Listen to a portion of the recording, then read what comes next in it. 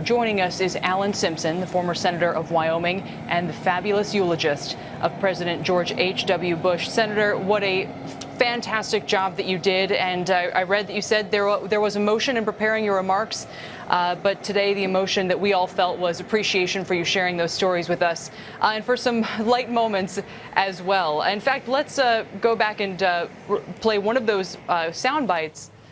Well, we'll skip that for now. We'll just get it right from you as you join us here with some more reflections on how you thought that all went today. Well, it was a powerful thing, and it was a great honor for me. I was holding myself up very well until until they reported that my pal Jim Baker went in and actually handled rubbed the feet of the president while he was lying there in his last hours of life. That was when I ended. The sheets, the tears flew.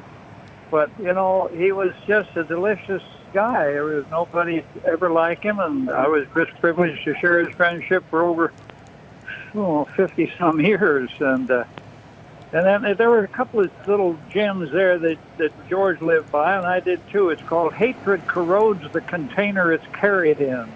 Good to remember that one. And the other one is, humor is the universal solvent against the abrasive elements of life, and they ought to learn this around this joint. We've been repeating those lines all afternoon, Senator.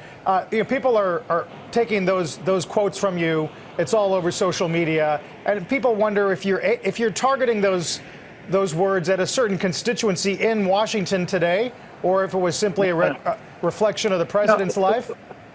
It's a reflection of the president's life. There's too much targeting going on around this place. I mean, life is really not all chaos and 24/7 news. It really isn't. It's called silence and meditation and reflection. And for God's sake, it's about clarity. It's not about complexity and confusion. And, you got to sort out the crap.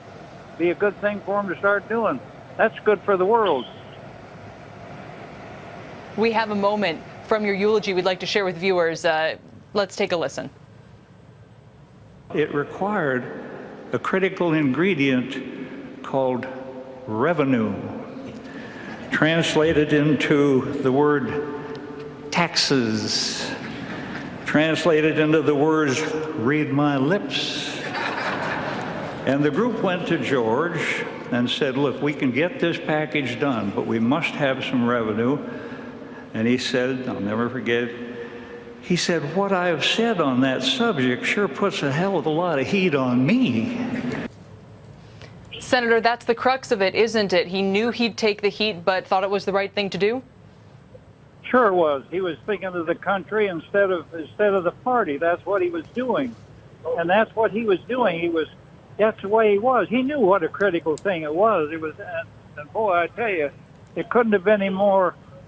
I mean, it put him, but it went over the House, and the guys who were at the damn conclave at Andrews Air Base voted against it. They said they were for it when they were there, and then they voted against it.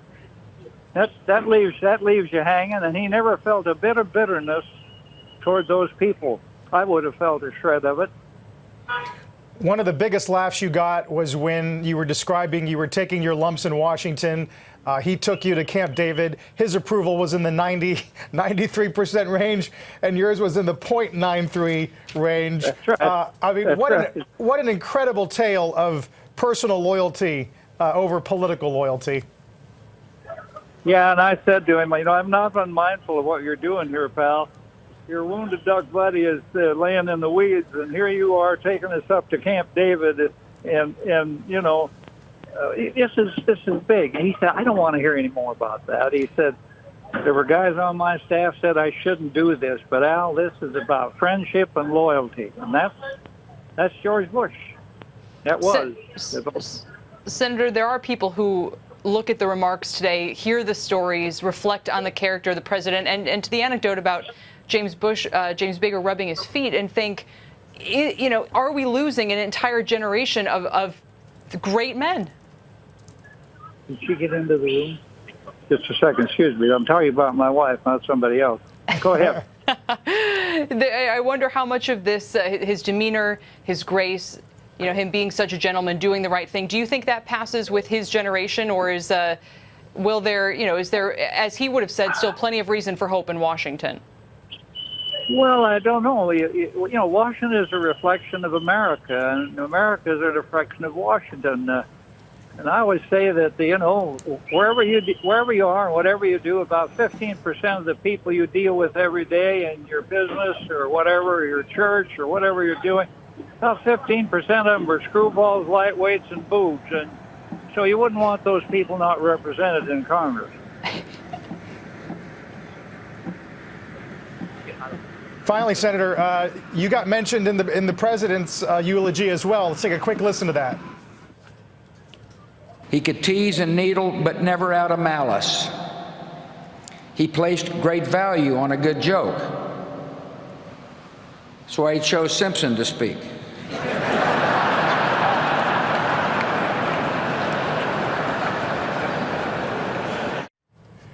Now, wait a minute, Senator, was that too big a laugh line for your liking?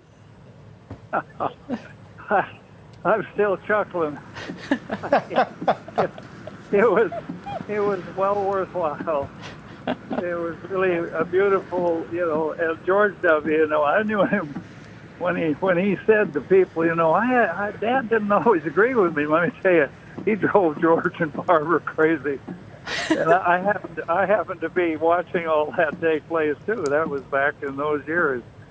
But his mother and father were a great force for good, and look at what he did. He's the most marvelous young man. Well, 60-something. And,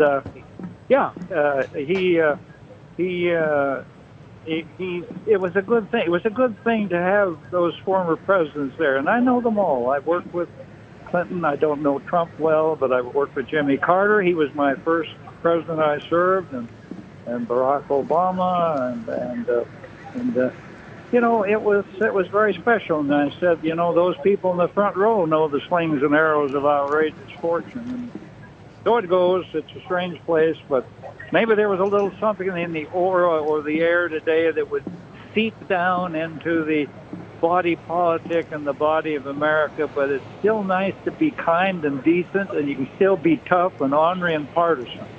And God knows I am.